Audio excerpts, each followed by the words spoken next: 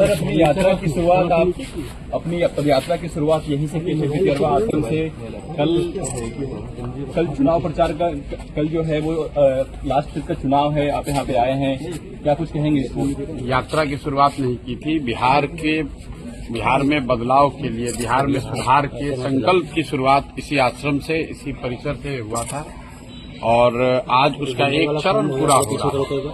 करीब 3 वर्ष उस बात को हो गए और 3 वर्ष में जो कुछ भी हो सका है, प्रयास किया है कि ईमानदारी से, शुद्धता से, जिस ईमानदारी और शुद्धता की बात करके इस आश्रम से इस अभियान की शुरुआत की गई थी, उस ईमानदारी और शुद्धता को बनाए रखने का पूरा प्रयास किया है और यकीन है कि बिहार की जनता इस बात को देखेगी, समझेगी और आने वाले समय में अपने बच्चों के लिए, अपने इस राज्य के लिए, अपने समाज के लिए जाति, धर्म, पैसे के लालच से ऊपर उठकर लोग अपने बच्चों के बेहतरी के लिए, उनके भविष्य के लिए, अच्छा समाज का निर्माण के लिए लोग उस तरीके से वोट देंगे।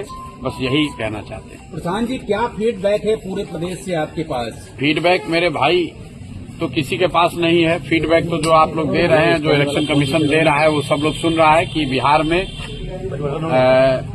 पहली बार आजादी के बाद बिहार के इतिहास में सबसे ज्यादा वोट पड़ा है और ये अपने आप में एक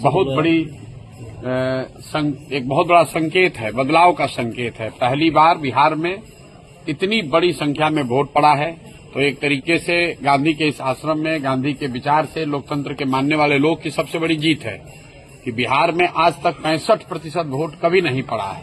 तो हम लोगों का ऐसा मानना है कि ये 65% वोट बिहार में बदलाव का वोट है।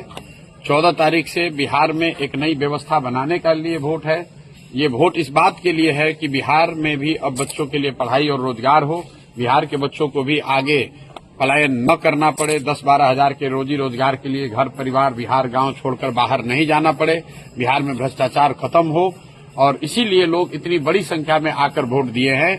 जितने भी पत्रकार हैं, विशेषज्ञ हैं, राजनेता हैं, किसी को अंदाजा नहीं था, किसी को अंदाजा नहीं है कि इतना लोग वोट दिया कौन है।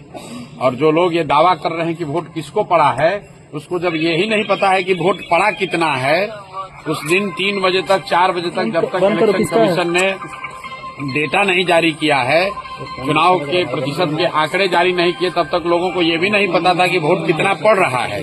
लेकिन लोग टीवी पर, यूट्यूब पर आकर बड़े बड़े बयान दे रहे हैं कि वोट किसको पड़ रहा है। भाई, जब तुम्हें यही नहीं पता है कि कितने लोग वोट दे रहे हैं, तो ये कैसे पता चल रहा है कि वो व्यक्ति किसको वोट दे रहा है? इसलिए ये लोकतंत्र का पर्व है चुनाव। 14 तारीख को परिणाम आने दीजिए, आपको दिखेगा बिहार में देश का राजनीतिक इतिहास लिखा जाता हुआ दिखेगा।